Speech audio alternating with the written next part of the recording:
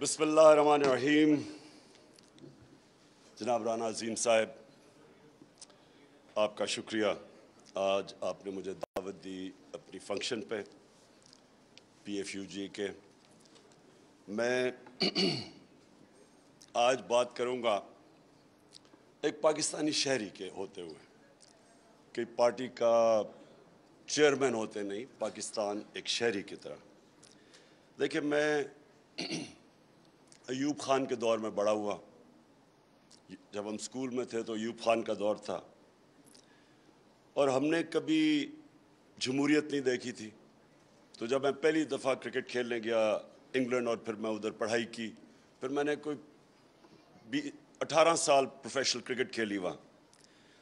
تو میں نے پہلی دفعہ وہ جو سسٹم ہم نے اپنایا ہوا ہے، ویسٹ منسٹر ڈیموکریسی پاکستان میں جو ہم نے اپنایا ہوا ہے، وہ میں نے پہلی دفعہ جب 18 سال کی عمر میں گیا تو میں نے وہ سسٹم دیکھا، اور وہ میں نے سسٹم اندر سے دیکھا. یونیورسٹی میں بھی میں نے پولیٹکس پڑھی، اور جب میں نے وہ سسٹم کو اندر سے دیکھا اور سمجھا ان کا کہ کیوں ان کی پارلیمنٹری ڈیموکریسی کامیاب ہے، تو میں دو نتیجوں پہ آیا. دو وجہ ہیں، دو بنیادی فاؤنڈیشنز جن کے اوپر ان کی جمہوریت کھڑی ہے اور ان کا ملک کھڑا ہے. Number 1، rule of law. جب برطانیہ کے اوپر پورا ہٹلر کا آنسلاٹ تھا تو چرچل کے پاس لوگ گئے کہ جی ہمارا ملک بچ جائے گا. اس نے بجائے جواب دینے کے لیے کہ ہماری فوج کتنی تکڑی ہے، اس نے کہا ہماری عدالتیں انصاف دے رہی ہیں. اگر ہماری عدالتیں انصاف دے رہی ہیں ہم کبھی تباہ نہیں ہو سکتے. اور دوسرا، ان کا جو مورل سٹینڈرڈز اور مورل ویلیوز ہیں، جو ان کے اخلاقیات ہے، وہ ایک بہت جو لیڈرشپ کی ایک بڑی معیار کی. سو یہ دو چیزیں تھیں جو دونوں میں نے پاکستان کے اندر نہیں دیکھی. نہ یہ رول آف لا تھا، اور جو ہماری اشرافیہ کی جو اخلاقیات تھی اس کی بڑی نچلی سٹینڈرڈ تھی اور وہ گرتی گئی. یہ دو چیزیں تھیں. اور تیسری چیز تھی فریڈم آف ایکسپریشن. یہ جو آج ہم ادھر کھڑے ہیں، ادھر ایک ہائیڈ پارک کارنر ہوتا ہے، ابھی بھی ہے.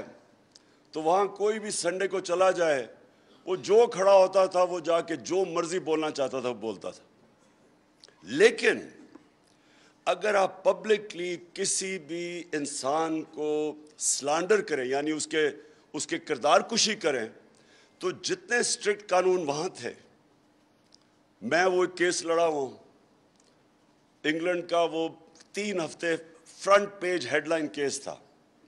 2 ان کے کھلاڑی این بوتھم اور ایلن لیم نے میرے اوپر کیس کیا، اور میں وہ عدالت کے اندر وہ کیس لڑا ہوں. اور میں آپ کو یہ بتا سکتا ہوں کہ ان کی اتنی اسٹرکٹ سٹینڈرڈز ہیں.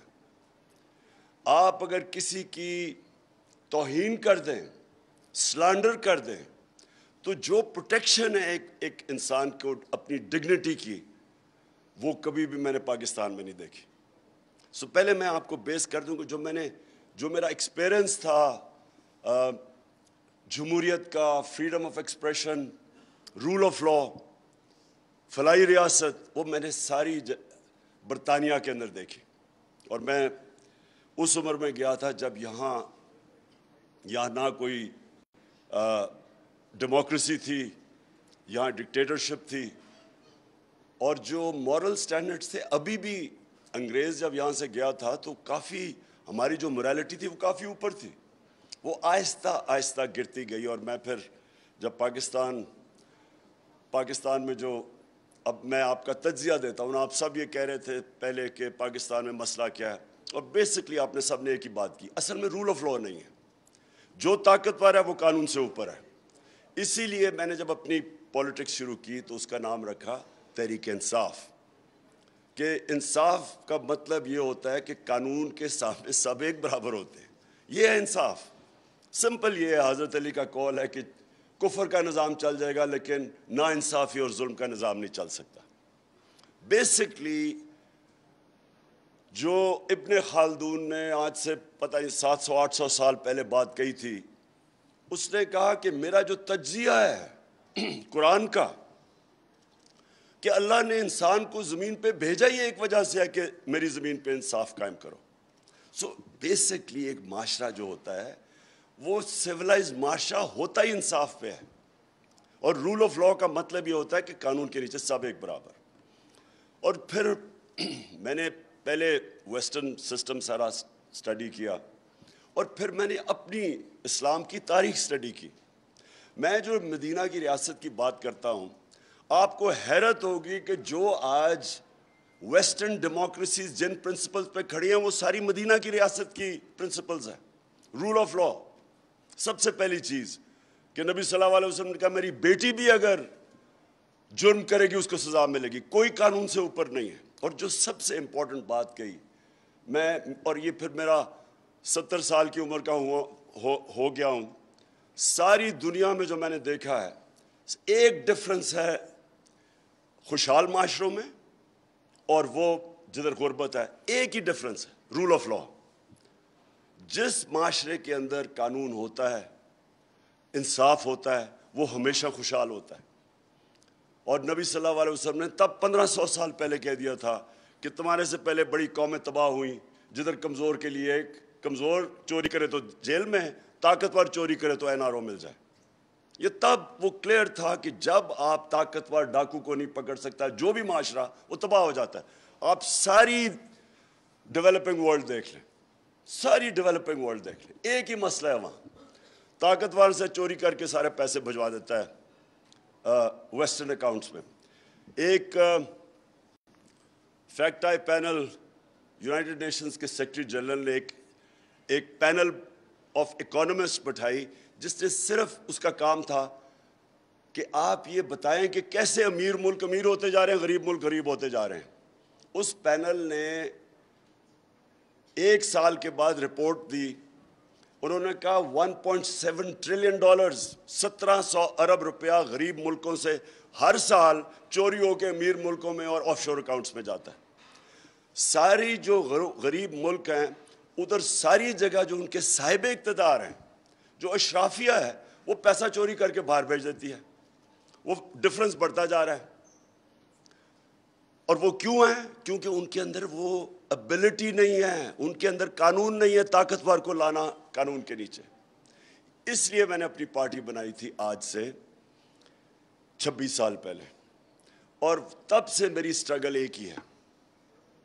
سٹرگل یہ ہے کہ یہ جو دو خاندان اس ملک کے اوپر 32 سال ہو گئے ہیں, اب انہوں نے 32 سال باریاں لی ہیں, یہ جو اوپر بیٹھے ہوئے ہیں, یہ جب تک آپ ان کو قانون کے نیچے نہیں لے کے آئیں گے, یہ کرپشن تو سمٹمز ہے نا, ایک بیماری ہے رول آف لاء نہ ہونے کی, سمٹمز یہ ہے کہ وہ کرپشن ہے. یہ تب سے سٹرگل تھی, شروع ہوئی 26 سال پہلے. پاکستان میں کیوں نہیں رول آف لاء آیا؟ ملٹری ڈکٹیٹرز نے 64 سال میں آدھا ملٹری نے حکومت کی ہے, آدھا کیا ہے ان دو خاندانوں نے. کیوں نہیں دونوں کے دور میں رول آف لاء آیا؟ ملٹری جب ایک ڈکٹیٹر ملک کو سنبھالتا ہے, ٹیک اوور کرتا ہے, تو وہ by definition rule of law کو ختم کر دیتا ہے, وہ اپنے آپ کو قانون کے اوپر لے آتا ہے. اور وہ پھر جب ڈکٹیٹر اپنے آپ کو ڈیموکریٹ بنانے کی کوشش کرتا ہے, وہ سارے اداروں کی دھجیاں اڑا دیتا ہے. تینوں ڈکٹیٹرز نے یہ کیا, ساروں نے اپنے آپ کو جمہوری بنایا, بائی ڈیفینیشن انہوں نے اداروں کو کمزور کر کے رکھ دیا, اپنے آپ کو قانون کے اوپر رکھ دیا. اور پھر جب ایک ڈکٹیٹر اپنے آپ کو ڈیموکریٹ بناتا ہے تو اس کے لیے امپورٹنٹ ہوتا ہے میڈیا کو کنٹرول کرے, کیونکہ میڈیا تنقید کرے گا. جب وہ قانون توڑے گا یا قانون سے اوپر ہوگا تو میڈیا اس کی تنقید کرے گا, تو اس کی مجبوری بن جاتی ہے اس کو کنٹرول کرنے کی. جنرل مشرف نے شروع میں, کیونکہ لوگ دو پارٹیز کے 11 سالوں میں تنگ تھے, اور ہمیں پتہ ہے کہ جب جنرل مشرف نے ٹیک اوور کیا تو یہاں بڑی خوشیاں منی, کیونکہ دو دفعہ وہ دونوں گورنمنٹس کرپشن پہ نکالی گئی اور کرپشن کر رہی تھی. جب جنرل مشرف نے ٹیک اوور کیا تو وہ پاپولر تھا, کیونکہ اس میں خوشحالی بھی آنی شروع ہو گئی. وہ اور بات ہے کہ وار آن ٹیرر میں شرکت کی جس نے تباہی مچائی.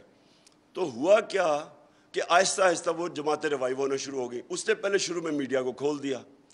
جب اس نے دیکھا, جب خاص طور پہ وہ چیف جسٹس کی موومنٹ شروع ہوئی ہے آزاد عدلیہ کی, تو اس نے تب جا کے میڈیا کو کلیم ڈاؤن کیا کہ اس کے خلاف جانی شروع ہوگی. اس سے پہلے میں آپ کو بتاتا ہوں, کیونکہ میں تو اپوزیشن میں تھا, میڈیا کے اوپر کبھی اس طرح کی جو آج میں دیکھ رہا ہوں, کبھی میڈیا کے اوپر اس طرح کی انہوں نے کلیم ڈاؤن نہیں کیا جو آج ہے.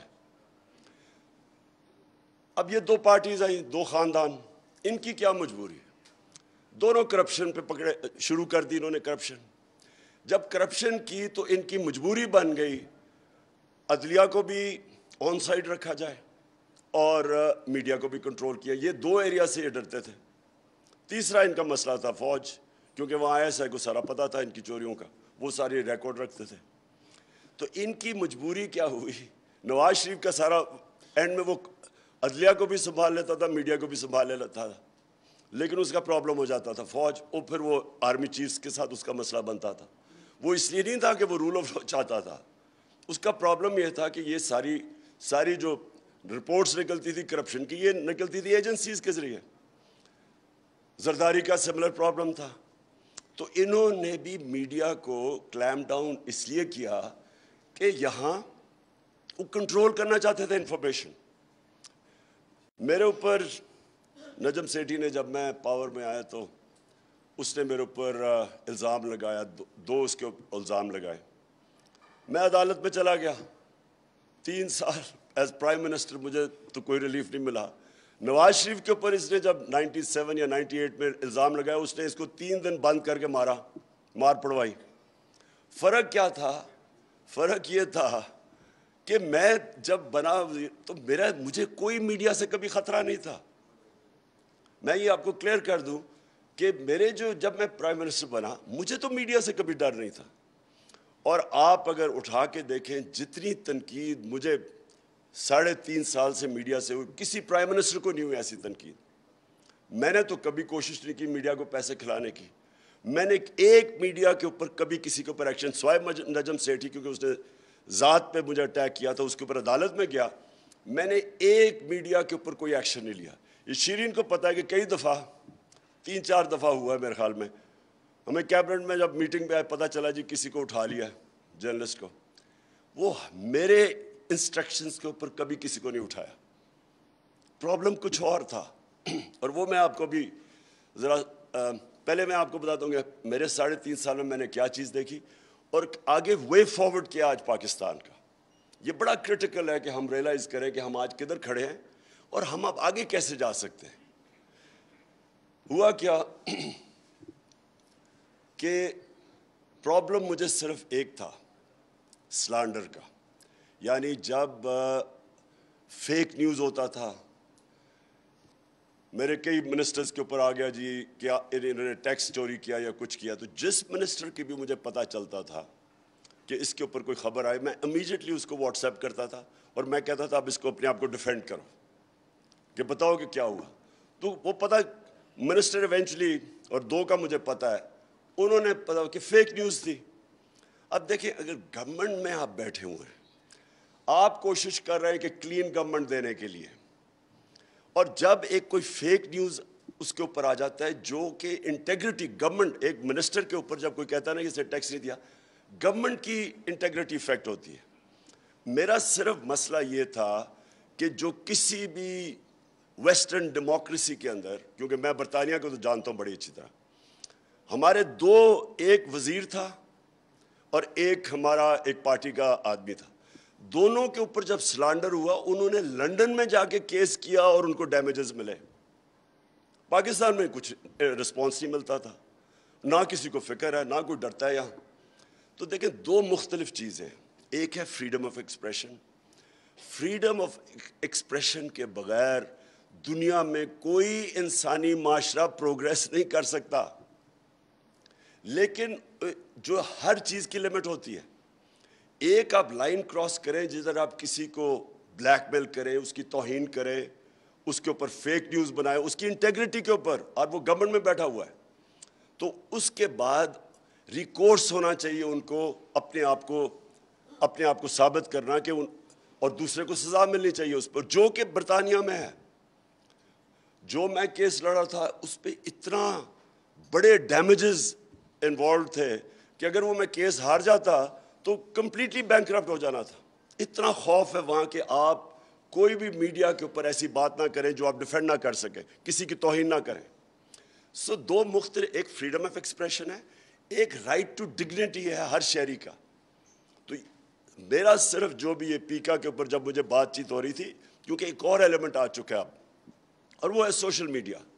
سوشل میڈیا کے اوپر کئی دفعہ اتنا گند آ رہا تھا, یعنی ایسی غلیظ چیزیں آ رہی تھیں. اب اس کے اوپر پروٹیکشن چاہتے تھے ہم, تو ہمارا تو انٹرسٹ وہ تھا کہ, اور بائی دا وے یہ ہمارا ایشو نہیں ہے, ساری دنیا کے اندر, کیونکہ سوشل میڈیا نیا فنومنا ہے, ساری دنیا کے اندر ڈیبیٹ چل رہی ہے کہ اس کو آپ نے کیسے چینلائز کرنا ہے. اس کو برطانیہ کے اندر اب بڑے اسٹرکٹ لاز ہیں سوشل میڈیا کے اوپر, بالکل وہی قانون ہے جو کہ عام میڈیا کے اوپر ہے, وہ کر سکتے ہیں. ہمارا ابھی یہ سارا ایک فلوئڈ سچویشن ہے. سو فریڈم آف ایکسپریشن, میں پھر سے آپ کو کہتا ہوں کہ معاشرے کے اندر جب تک ایک تعمیری کرٹیسزم نہ ہو, ایک میں گورنمنٹ میں بیٹھا ہوا تھا, کئی دفعہ جب تنقید ہوتی تھی تو بڑا ہمیں فائدہ ہوتا تھا اس تنقید سے. وزیروں کو میں پوچھتا تھا کہ یہ تمہارے اوپر آئی ہے, تمہاری وزارت پہ آئی ہے, یہ فائدہ کرواتے ہیں, یہ ہمارے ایک واچ ڈاگ ہے. لیکن کئی دفعہ, اب میں آپ کو آپ بتاؤں, ہم جا رہے چائنا, پاکستان بینکرپٹ تھا, شروع میں آیا, ہمارے پاس 2-3 ہفتے 4 ہفتے کی ایکسپورٹ کا ریزروز رہ گئے تھے. تو جب چائنا جانے لگے, اور چائنیز کی بڑی ان کی ایک اسپیشل, ان کی عجیب سائیکی ہے, وہ بڑے سینسٹیو لوگ ہیں. چائنا صبح جانے لگا تو 2 مین پیپرز کے فرنٹ پیج پہ لکھا ہوا ہے کہ Imran Khan decides to review CPEC. اب دونوں headline, major headlines تھی. جیسے ہی وہاں پہنچے, وہاں ایمبیسڈر خاتون مجھے ملنے آئیں, انہوں نے کہا ہمیں اتنا مسئلہ بڑا ہے. چائنیز ہوم منسٹری نے, انہوں نے ہمیں بلا کے پوچھا کہ یہ کیا مطلب تمہارا. وہ بالکل ایک دن تو ان کو ٹھیک کرنے میں لگا کہ یہ فیک نیوز ہے.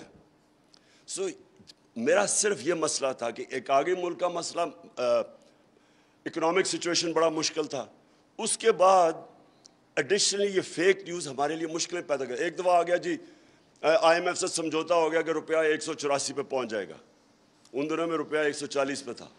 تو ایک دم جب اسپیکولیشن شروع ہو گئی مارکیٹ میں, روپے پہ پریشر پڑ گیا. پہلے ہی ریزروز نہیں ہمارے. میں ان چیزوں کی بات کر رہا ہوں کہ یہ ادھر یہ جو بیلنس ہے یہ بڑا امپورٹنٹ ہے. لیکن فریڈم آف ایکسپریشن, نہ مجھے کبھی کسی سے ڈر تھا کہ میری کوئی چوری کسی نے پکڑ, کہ مجھے ڈر ہے کہ میری چوری یا کرپشن سامنے لے آئے گا. میں انکریج کرتا ہوں کہ اگر کسی بھی ہماری ڈپارٹمنٹ میں, منسٹری کے اندر کرپشن ہے تو بتاؤ, کیونکہ اگر میں چوری نہیں کرا تو میں کسی کو کیوں کرنے دوں گا. تو ہم نے تو میڈیا سے تو ہمیں کوئی خوف نہیں تھا. عدلیہ سے کوئی مجھے کہے کہ ہمارے دور میں ہم نے کوئی انٹروینشن کی ہو عدالتوں کو, کوئی ہم نے کسی کو میڈیا کو کہا, عدالتوں کو کہا کہ جی یہ اٹھا کے ٹیلی فون کے جی ججمنٹ دو, کوئی ہم نے کوشش کی ہو کسی قسم کی ججمنٹ افیکٹ کرنے کے لیے, کیونکہ ہم کوئی قانون نہیں توڑ رہے تھے, ہم قانون کے بیچ میں تھے. پرابلم اب میں آپ کو بتاتا ہوں کیا آ رہی تھی. پرابلم کیا آ رہی تھی کہ دیکھیں وار آن ٹیرر جب ہوئی نا, اور میں کہہ بیٹھا ہوں کہ اس میں ہمیں کبھی شرکت نہیں کرنی چاہیے تھی. مجھے جب بھی مسئلہ ہوتا تھا میں حامر بھی پروگرام کے اوپر جا کے اپنی جا کے پوائنٹ آف ویو دیا کرتا تھا, ڈرونز کے اوپر, اس کو سب پتہ ہے. میں یہ سمجھتا تھا کہ ہم نے بہت بڑا ڈیزاسٹر کیا اس میں شرکت کر کے. اس معاشرے نے جتنا ڈیمیج اٹھایا ہے اس وار آن ٹیرر کی وجہ سے, کبھی بھی کوئی کمیشن بیٹھے تو پتہ چلے کہ ہمیں کتنا نقصان ہوا ہے اس سے. چھوڑیں کہ ہم نے اپنے اربوں ڈالر کا نقصان ہوا, قبائلی علاقہ ہمارا اجڑ گیا, 80,000 لوگ ہمارے قربان ہوئے اس وار کے اندر. ڈرون اٹیکس, کبھی بھی یہ انہرڈ آف ہے کہ آپ ہی کا ملک کسی کی جنگ میں شرکت کر رہا ہے اور وہ آپ ہی کو اٹیک کر رہے ہیں. یہ ہیومن ہسٹری میں کبھی نہیں ہوا.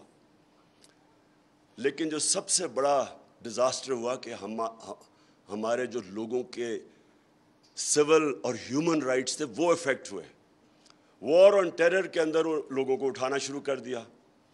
مسنگ پرسن شروع ہو گئے. سب سے پہلے میں نے مظاہرہ کیا تھا مسنگ پرسن کا 2003 میں جب عافیہ صدیقی کو اٹھا لیا تھا.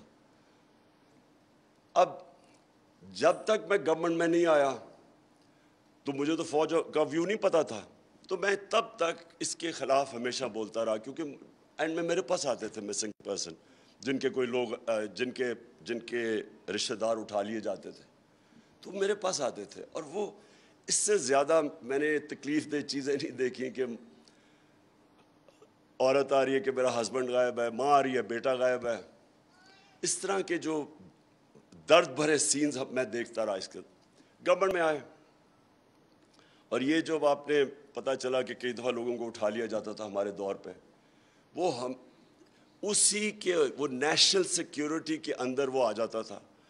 ہم جب میری جنرل باجوہ سے بات چیت ہوئی اس کے اوپر, جنرل فیض تھے تب ISI, میں تب بات کرتا تھا مسنگ پرسنس کے اوپر. میں نے بڑی دفعہ بات کی. ایک تو انہوں نے کافی لوگ چھوڑے, لیکن وہ کہتے تھے جی پرابلم میں کدھر آ رہا ہے عدلیہ کا. اگر ایک ٹیررسٹ کو ہم دیتے ہیں عدالتوں میں, اس کا ثابت کرنا بڑا مشکل ہے کہ وہ واقعی اس نے وٹنسز کدھر سے آئیں گے. اور پھر امریکہ کا, انگلینڈ کا مثال دی جاتی تھی کہ انہوں نے جب یہ وار آن ٹیرر کے دوران اپنے ملک میں بھی انہوں نے جس طرح لوگوں کو پکڑا, وہ اور بات ہے کہ تقریباً زیادہ تر مسلمانوں کو ہی وہ پکڑتے تھے اور ان کے رائٹس انہوں نے ختم کر دیے. لیکن وہ ٹیررزم ایک ایسی چیز ہے کہ اس کے لیے مشکل پڑ جاتا تھا ان کو عدالتوں کو ثابت کرنا. اور وہ فوج ادھر سے ڈرتی تھی کہ دیکھیں آپ یہ پھر چھوڑ دیں گے اور یہ پھر ہمارے خلاف ایکٹیویٹی کریں گے. تو ان کا ایک یہ پوائنٹ آف ویو تھا. اس کے اوپر بھی ہم ایک چیز فائنلی ایک نتیجے پہ پہنچ گئے تھے اور وہ ہم پاس کرنے لگے تھے کہ کوئی بھی مسنگ پرسن نہ ہو, آپ بشک ٹائم ایکسٹینڈ کر دیں کہ آپ اگر آپ اس ٹائم تک ثابت نہیں کر سکتے, لیکن اس کے رشتہ داروں کو تو پتا ہونا کہ وہ کدھر ہے. سب سے زیادہ ظلم تو رشتہ داروں پہ, تو خیر یہ ہم کر رہے تھے, لیکن ان کا یہ پوائنٹ آف ویو تھا. لیکن دیکھیں میں آخر میں یہ جو جدھر آج پاکستان کھڑا ہے نا, میرا آنیسٹ اوپینین یہ ہے کہ اپنی تاریخ کا سب سے فیصلہ کن ڈیفائننگ مومنٹ پہ کھڑا ہوا ہے. یہ بڑا امپورٹنٹ ہے کہ اس وقت فیصلے ٹھیک کیے جائیں. دیکھیں سب سے پہلے تو یہ کہنا کہ یہ سازش تھی یا مداخلت تھی, اس سے زیادہ یعنی ایک انڈر سیکرٹری امریکن ایک پاکستانی ایمبیسڈر سے میٹنگ میں ایک کھلی دھمکی دیتا ہے, اور وہ ریکارڈڈ ہے, منٹس ہیں اس کے, وہ ہمیں سائفر بھیجتا ہے اسد مجید, میں پڑھتا ہوں, اور وہ کہہ رہا ہے ہمارے امبیسڈر کو کہ اپنے پرائم منسٹر کو اگر آپ نے عمران خان کو نہ ہٹایا, میرا نام عمران خان کو اگر آپ نے نہ ہٹایا تو پاکستان کو بڑی مشکلوں کا سامنا کرنا پڑے گا, لیکن اگر ہٹا دیا تو ہم معاف کر دیں گے. یعنی اتنے ایسا تکبر, مجھے تو سب سے, میں نے وہ CNN پہ کہا, میں نے کہا اس کو تو بیڈ مینرز پہ نکال دینا چاہیے اس ڈونلڈ لو کو, کہ اتنی بے شرمی اور تکبر سے کسی ملک کے امبیسڈر, اچھا امبیسڈر کو کہہ رہا ہے کہ پرائم منسٹر کو نکال دو. یعنی کس کو وہ کہہ رہا ہے, میں فورن آفس تو میرے نیچے ہے, تو وہ دھمکی دیتا ہے. اگلے دن عدم اعتماد ہوتا ہے. اچھا وہ یہ بھی کہتا ہے کہ عدم اعتماد کو کامیاب کرنا ہے, اگر نہ ہوا تو یہ کانسیکوینس, اگلے دن وہ ہوتا ہے. اس کے بعد ایک دم ہمارے ایلائز اتحادیوں کو ایک دم پتہ چلتا ہے کہ جی تحریک انصاف تو بہت بری ہے. اب یہ جو آخری 2 سال پاکستان اکنامک فیز کے اندر ڈاکیومنٹڈ ہے کہ 17 سال میں سب سے بہترین ڈیولپمنٹ ہوئی آخری 2 سال میں, یہ گورنمنٹ کی economic survey, Pakistan economic survey کے اندر, تو وہ جو سب سے بہتر سال تھے, اکانومی گرو کر رہی ہے 5.6 اور 6% پہ 17 سال کے بعد. اور وہ مشرف کا دور تھا جب باہر سے ڈالرز آ رہے تھے پاکستان میں. ہم نے جب ان کی جنگ میں شرکت کی تو کھلا کریڈٹ ملا پاکستان کو, تب تھا. تو کرونا کے باوجود ایک اکانومی اوپر جا رہی ہے اور سسٹینیبل گروتھ پہ کہہ رہا ہے IMF پاکستان جا رہا ہے, اور اس وقت ایک دم اتحادیوں کو یاد آتا ہے کہ یہ تو بہت بری گورنمنٹ ہے. پھر ہمارے جو لوگ, اب یہ سوچیں کہ امریکن ایمبیسی ان لوگوں کو بلا رہی ہے جو ہمارے بیک بینچرز تھے, ان کو پتا تھا خوش نہیں ہے, پروونشل اسمبلی میں بلا رہی ہے. عاطف خان کو بلا لیا کہ اچھا جی آپ کی سنا ہے اس سے تعلقات اچھے نہیں محمود خان سے, تو عدم اعتماد کا کیا ایشو, ہم اگر کریں تو کیا ہوگا. کون سی دنیا میں ایمبیسی اس طرح کرتی ہے؟ اور یہ 3-4 مہینے پہلے عدم اعتماد سے یہ شروع ہو گئے تھے کرنا. بار بار مل رہے ہیں ہمیں, ساری رپورٹ آ رہی ہے, ساری اپوزیشن کے ممبرز کو مل رہے ہیں, سب کو پتہ چل گیا 2 مہینے پہلے کہ جی آنے والا ہے. اور جو امریکن ایمبیسی کو مل رہا تھا سب جی امریکن نے فیصلہ کر لیا.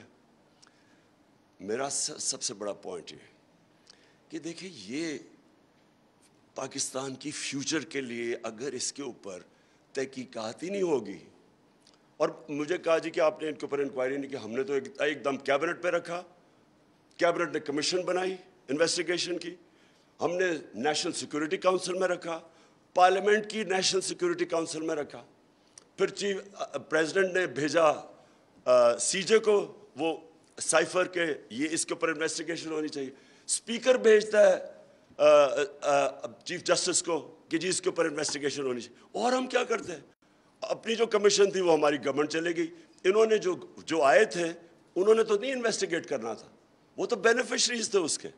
تو اس سٹیج کے اوپر یہ ایک نیشنل ایشو ہے, اس کو پوری کوشش کی دبانے کی, سائفر کو پوری کوشش کی کہ یہ کسی کو پتہ نہ چلے, اس کا ہر کوشش کی اس کو دبانے کی. یہ بھی کہا گیا جی سائفر تو ایسے آتے رہتے ہیں, ایسے سائفر کہیں بھی دنیا میں کسی بنانا ریپبلک کو بھی نہیں آتے. کسی فورن آفس سے پوچھے کہ کیا اس طرح کی کوئی لینگویج استعمال کرتا ہے, اور میں فل مارکس اسد مجید کو دیتا ہوں, امبیسڈر کو. اس نے سائفر کے اینڈ میں لکھا کہ امریکہ کو ڈیمارش کرنا چاہیے آپ کو, جو انہوں نے لینگویج انہوں نے استعمال کیا کہ اپنے پرائم منسٹر کو ہٹاؤ.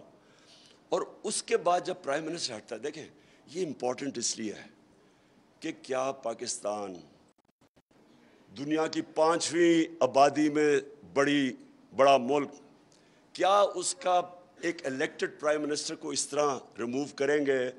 میں اگلا سوال پوچھتا ہوں کہ آگے کوئی آ کے کھڑا ہوگا؟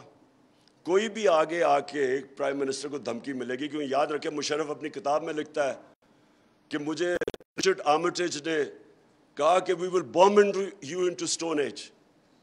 ایک ریزن دیتا ہے کہ ہم ان کی جنگ میں اس طرح گئے ہیں. تو کون کھڑا ہوگا؟ کبھی کسی نے سیس کیا کہ اس دھمکی پہ, اور جب ہم کی جنگ میں شرکت کی, کبھی کوئی کمیشن بیٹھی ہے پتہ چلا ہے کہ پاکستان کو کتنا نقصان ہوا ہے؟ تو اور اس سائفر میں وہ لکھتا ہے کہ عمران خان نے جو رشیا کا دورہ کیا ہے یہ اپنے طور پہ کیا ہے, مطلب یہ کہ اس فورن آفس نے سارے اکیلے خود فیصلہ کیا. اور اس نے جو رشین جو وزٹ تھی اس کو موڈ پوائنٹ بنا لیا. پوائنٹ یہ ہے کہ اس کے اوپر اگر سپریم کورٹ انکوائری نہیں کرتا, الٹا دھمکی دیتے ہیں کہ آرٹیکل 6 لگ جانا عمران خان کے اوپر, چھوڑے کہ عمران خان کون ہے, یہ پاکستان کی توہین ہے اس ملک کی. جو اس وقت سچویشن ہے, جو اب میں اپنی فائنل بات کرتا ہوں کہ ہونا کیا چاہیے. اب دیکھیں پاکستان کے اندر ایک بیلنس ہونا چاہیے.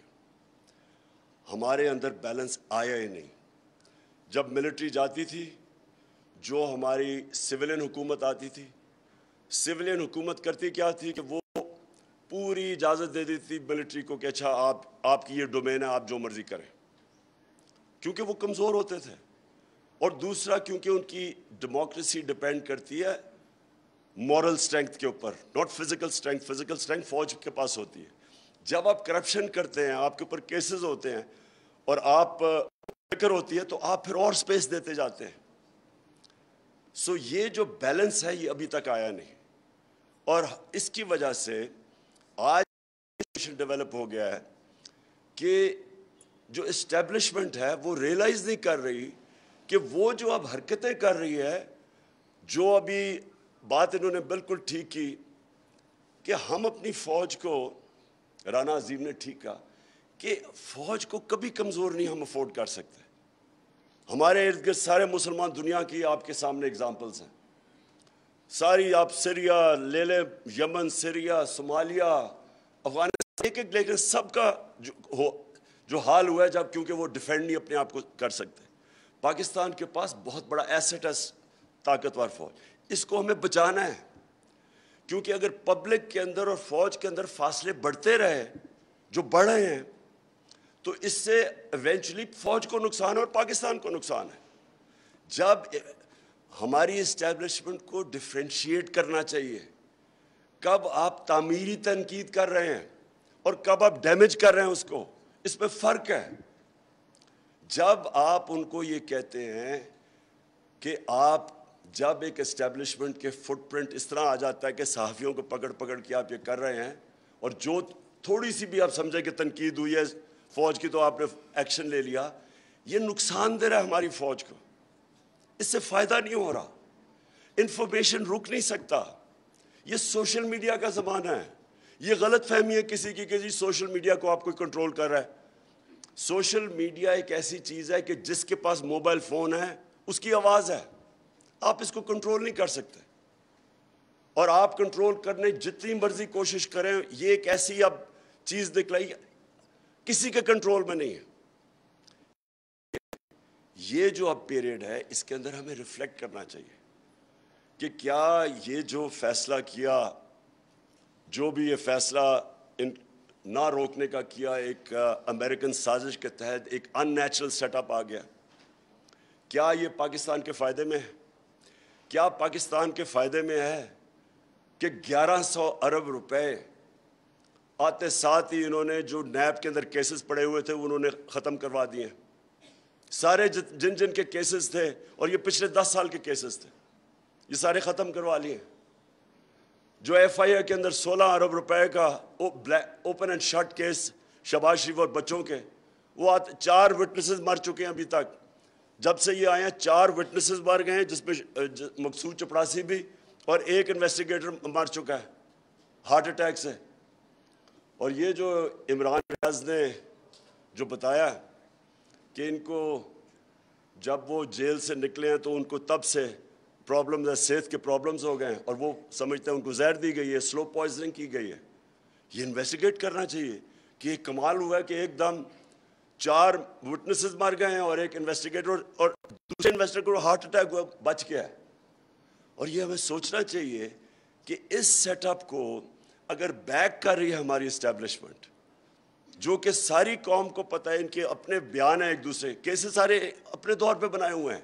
یہ جو 10 سال کے کیسز ہیں 95% تو ان کے دور کے بنے ہوئے ہیں. وہ کیسز معاف کروا رہے ہیں، ایک طرف ملک نہیں سنبھالا جا رہا، مہنگائی اسپانوں پہ، اکانومی ٹینک کر گئی ہے. بلومبرگ کی رپورٹ ہے کہ پاکستان اب چوتھا رہ گیا ہے جو ڈیفالٹ کرنے جا رہا ہے. دنیا میں چوتھے نمبر پہ پاکستان ہے جو ڈیفالٹ کرنے جا رہا ہے، سری لنکا کے بعد.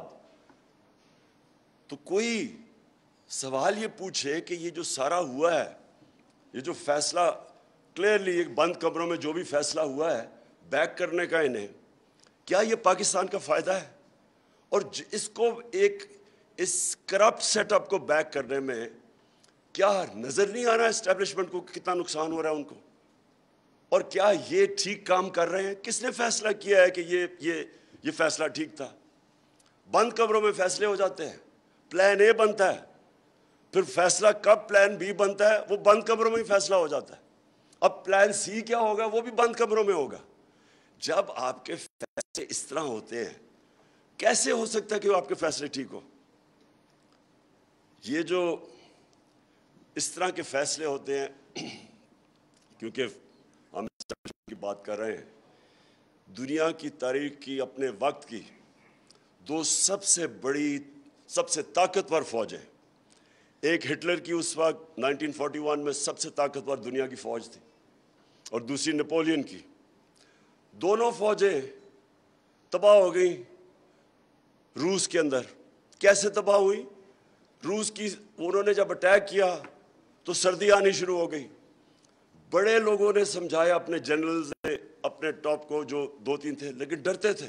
نپولین کا بھی بہت بڑا اسٹیچر تھا اور ہٹلر سنتا ہی نہیں تھا. انہوں نے سمجھایا کہ جی سردیاں آ رہی ہیں.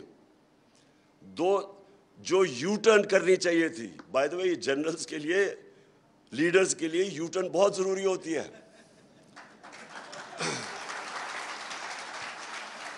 کیونکہ کوئی بھی لیڈر اپنے آپ کو عقل کل نہیں سمجھنا چاہیے. غلطیاں ہوتی ہیں لیڈر سے. بہتر یہ ہوتا ہے کہ غلطی پہچان کے تو وہ کہتے ہیں نا ہول اسٹاپ ڈگنگ. آپ کو پتا ہونا چاہیے کہ یہ اب میرے سے غلطی ہو گئی ہے تو اب واپس آ جائیں. دونوں دنیا کی اس وقت کی سب سے طاقتور فوج سردیوں میں تباہ ہو گئی, روس کی سردیوں میں. آج بھی ایک ہی راستہ ہے.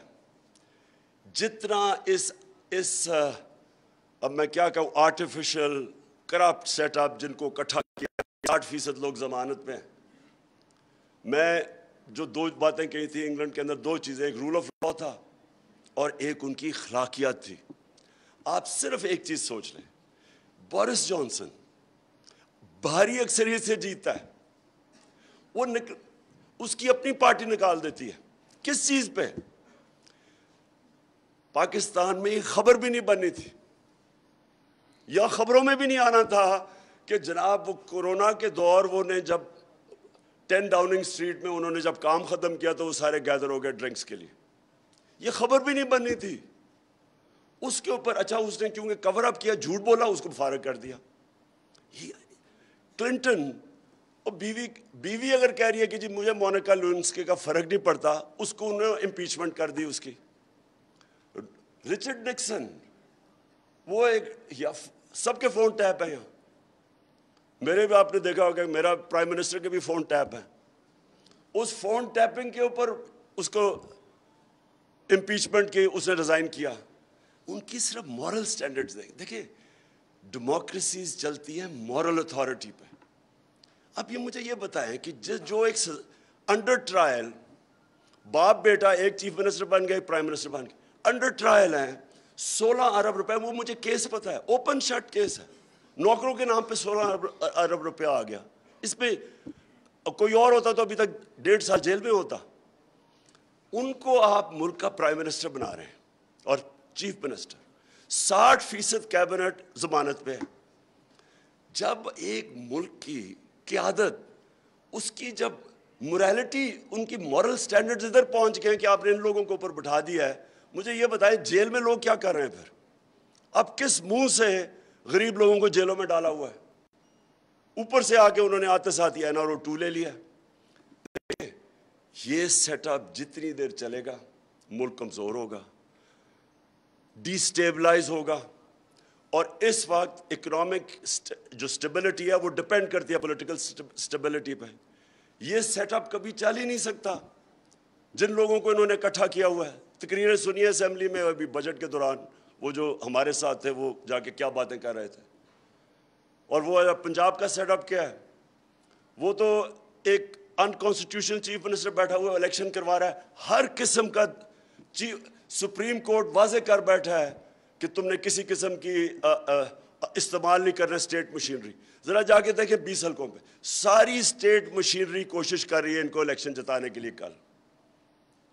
تو اگر اس سیٹ اپ کو اس طرح زیادہ آگے جا کے انلیگل کام کر کے اس سیٹ اپ کو اوپر رکھنا ہے, اکاؤنٹیبلٹی ختم کر کے, کس کو نقصان ہو رہا ہے؟ سارا ایونچولی سارا قوم دیکھ رہی ہے اسٹیبلشمنٹ کی پاور ان کے پاس ہے, ساری قوم ادھر دیکھ رہی ہے. اپنی اسٹیبلشمنٹ, اپنی فوج کو بچانے کے لیے تعمیری تنقید ضروری ہے. ہمارے جو جرنلسٹ ہیں ان کو موقع دیا جائے تعمیری تنقید کرنے کی, کورس کریکشن کے لیے. غلطیاں سب سے ہو جاتی ہیں, سب غلطیاں کر دیتے, کوئی عقل کل نہیں ہے. لیکن ایک جو تنقید ہوتی ہے وہ ایک جو بھی پاور میں ہوتا ہے اس کے لیے سارا وقت موقع مل رہا ہوتا ہے اس سے ڈفرینٹ اوپینین سن کے کہ میں کدھر ٹھیک جا رہا ہوں کدھر غلط. ایک اس جو بھی اوپر ڈیسیژن میکر ہے اس میں ایبلٹی ہونی چاہیے کہ یہ تنقید خود ہی فیصلہ کرے کہ یہ تنقید تعمیری ہے اور یہ تنقید کے پیچھے ایجنڈا ہے, وہ فیصلہ کرے. لیکن تنقید کو بند کرنا, یہ تو اپنے آپ کو ایک فولز پیراڈائز میں رکھنا ہے. اور یہ نقصان سب کو ہو رہا ہے, ساری قوم کو ہو رہا ہے. جتنی دیر تک یہ انسٹیبلٹی چلتی رہے گی اتنی دیر تک اکانومی ہماری نیچے جاتی رہے گی. اور اکانومی اگر 4 نمبر پہ پاکستان ہے ڈیفالٹ کرنے والا, تو خود سوچ لیں کہ پاکستان کی آج کیا پوزیشن ہے. اور میں آج پھر سے کہتا ہوں کہ صرف ایک راستہ ہے اور وہ راستہ ہے فری اینڈ فیئر الیکشنز. صاف اور شفاف الیکشنز کے علاوہ جدھر آج ہم پہنچ گئے ہیں، پاکستان کے پاس اور کوئی دوسرا راستہ نہیں ہے. جو بھی راستہ اختیار کریں گے اس میں مسئلے ہی مسئلے ہیں، اور ایک فیلئر کو ری انفورس کرتے جائیں گے. اس سے اور زیادہ فاصلے بڑھتے جائیں گے قوم میں اور اسٹیبلشمنٹ میں. اور ہماری سب کی کوشش ہونی چاہیے کہ یہ ملک، ہمارے ملک میں ایک طاقتور فوج اس ملک کی ضرورت ہے. اور ہمارے ملک کے اندر یہ بھی ہمیں سمجھنا چاہیے کہ اس ملک کے اندر صرف ایک راستہ ہے. کوئی مارشل لاء وغیرہ کا ٹائم نکل چکا ہے. صرف ایک ہے کہ ہم اپنی جمہوریت کو اسٹرینگتھن کریں. اور جمہوریت کو اسٹرینگتھن کرنے کے لیے جو میڈیا ہے، میڈیا کو آزاد کرنا، اور پھر قانون کے تحت لمٹس رکھیں کہ سلانڈر نہ کرے. یعنی جو ساری، میں کوئی نئی چیز نہیں کہہ رہا، صرف جو قانون بنے ہوئے ہیں برطانیہ میں، کیونکہ وہیں سے ہم نے ڈیموکریسی لیا، ان کے قانون لے آئیں. جو وہاں قانون ہے وہ یہاں لے آئیں کہ سلانڈر کا کیا قانون ہے، اور پھر ان کو امپلیمنٹ کریں. اس وقت پرابلم کیا ہے کہ ہمارے پاس اگر قانون ہیں بھی وہ امپلیمنٹ ہی نہیں ہوتے، اس لیے کسی کو فکر ہی نہیں ہے، جو مرضی جس کے متعلق کہہ دے. اور خاص طور پہ سوشل میڈیا کو ریگولیٹ کرنا بڑا ضروری ہے. اس میں ایسا گند آ رہا ہے کہ وہ ہمارے معاشرے کو بڑا نقصان پہنچے گا. تو وہ معاشرے کو بچانے کے لیے ریگولیٹ کرنا سوشل میڈیا کو بہت ضروری ہے. میں پھر سے رانا عظیم آپ کا شکریہ ادا کرتا ہوں. میں سارے جو ہمارے آنریبل سپیکرز آئے، میں ساروں نے بڑی وہ باتیں کی جو ہم سب اگری کرتے ہیں کہ فریڈم آف ایکسپریشن کے بعد بغیر کوئی بھی معاشرہ ترقی نہیں کرتا. شکریہ جی.